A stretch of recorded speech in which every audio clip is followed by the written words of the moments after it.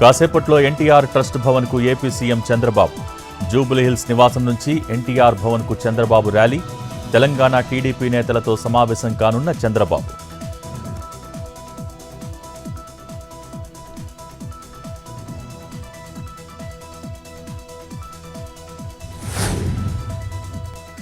కడపలో కొనసాగుతున్న వైఎస్ జగన్ పర్యటన. నేడు పులివెందులలో వైఎస్ జగన్ ప్రజా దర్బార్.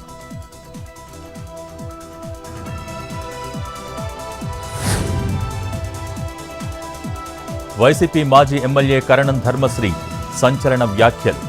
ప్రజావేదికను కూల్చటం, ప్రభుత్వం కట్టిన నిర్మాణాలను తొలగించడం తప్పే. తెలుసో తెలియకో చేసిన తప్పుకు ప్రజలు కక్ష కట్టి ఓడించారన్న ధర్మశ్రీ.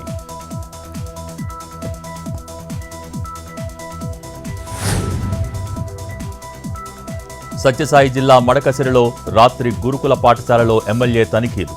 సదుపాయాలు, భోజన నాణ్యతపై ఆరా తీసిన ఎంఎస్ రాజు. రాత్రి విద్యార్థులతోనే కలిసి హాస్టల్లోనే బస చేసిన ఎమ్మెల్యే.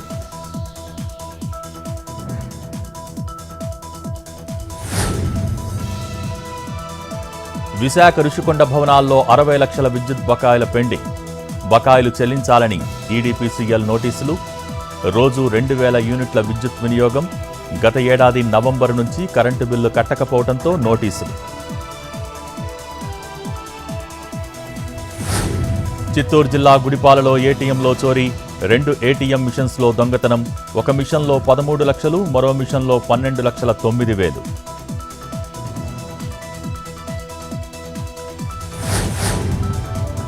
చిత్తూరు జిల్లా పుంగనూరులో ఇండోర్ షటిల్ కోర్టు కూల్చివేత.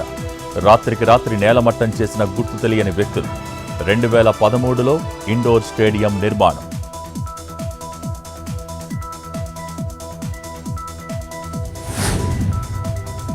ఆదిలాబాద్ జిల్లా జైనత్లోని తర్నం బ్రిడ్జ్ వద్ద కొట్టుకుపోయిన తాత్కాలిక రోడ్డు. రోడ్డుపై నుంచి వెళ్తున్న వరద నీరు రాకపోకలకు అంతరాయం.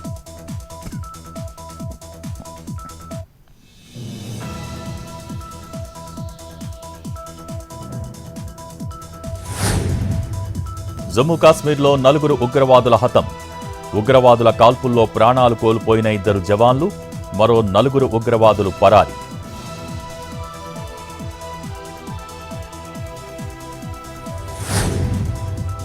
ఉత్తరప్రదేశ్ ప్రయాగ్రాజ్కు పోటెత్తిన భక్తులు.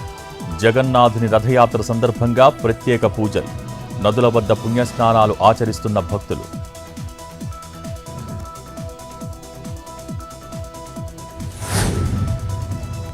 నేడు పూరి జగన్నాథుని రథయాత్ర కార్యక్రమంలో పాల్గొనున్న రాష్ట్రపతి ద్రౌపది ముర్ము. భారీగా మోహరించిన పోలీసులు.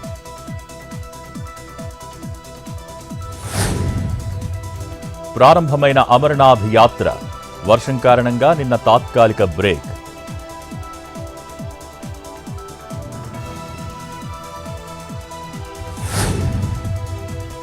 ఉత్తరప్రదేశ్ మొరాదాబాద్లో భారీ వర్షాలు. జలదిగ్బంధంలో కాలనీలు. తీవ్ర ఇబ్బందులు పడుతున్న జనం.